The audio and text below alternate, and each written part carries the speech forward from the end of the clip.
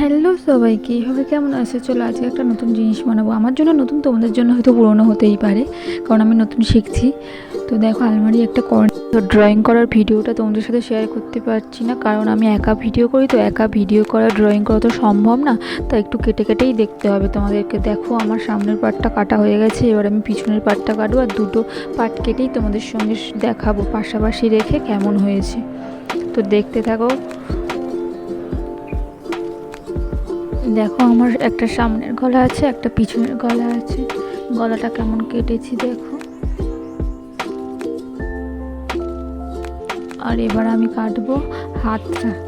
হাতটা করবো গ্লাস হাতাই করবো। তো কাপড় আমার বেশি নেই। তো দেখো, মিনিমাম 2 মিটার কাপড়েই আমার ভালোভাবে হয়ে গেছে।